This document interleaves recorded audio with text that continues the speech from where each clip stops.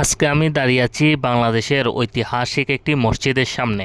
মসজিদটি কিশোরগঞ্জ জেলায় অবস্থিত হলেও এর বিভাগ বাংলাদেশের রাজধানী ঢাকা। মসজিদটি কিশোরগঞ্জ জেলার একদম শহরের মধ্যেই নরসুন্দা নদীর তীরে মসজিদটি অবস্থিত। চাইলে মূল শহর থেকে খুব দ্রুত এই মসজিদের কাছে পৌঁছানো সম্ভব। মসজিদের পাশে রাখা এই বক্সগুলো মূলত মসজিদের দান বাক্স হিসাবে পরিচিত।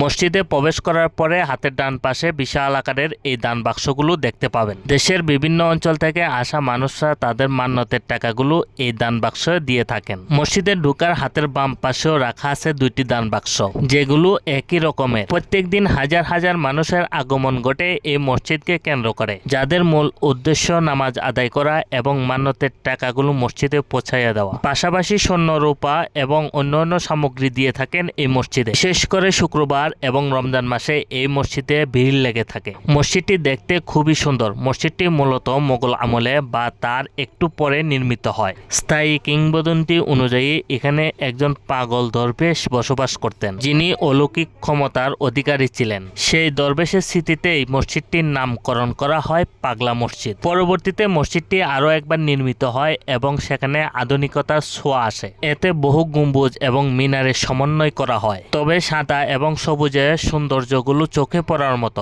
মসজিদটির ভিতরে এবং নামাজের জায়গায় মার্বেল ব্যবহার করা হয়। আধুনিক ইসলামিক স্থাপত্যর মাঝে এই মসজিদটির একটি মিল খুঁজে পাওয়া যায়। এখানে আসার আগে মানুষ মান্যত করেন এবং মনে প্রাণে বিশ্বাস করেন তাদের মনের আশা পূরণ হয়। শুধু মুসলিমরা নয়, এখানে আসা অন্যান্য ধর্মাবলম্বীরাও বিশ্বাস করেন এখানে মান্যত করলে তাদের মনের আশা পূরণ হয়। ক্যামেরার সামনে যাদেরকে দেখতে পাচ্ছেন তারা মূলত হিন্দু ধর্মাবলম্বী। আমি মসজিদের সামন থেকে মূলত আস্তে আস্তে পিছনের দিকে যাচ্ছি একটু দেখানোর জন্য মসজিদের অজুখানাটা। মসজিদটি অজুখানা বিশাল বড়, একসাথে কমসে কম 50 জন মানুষ অজু করা সম্ভব।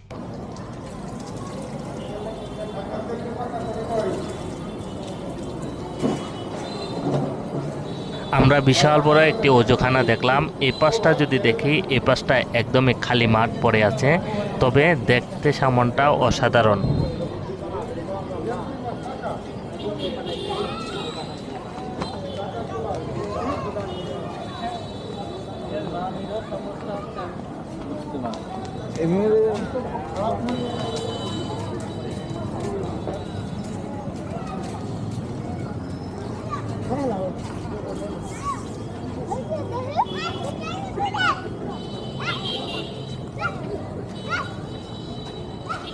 এটি হচ্ছে মসজিদের মূল ফটক এবং সামনে বিশাল একটি মাঠ।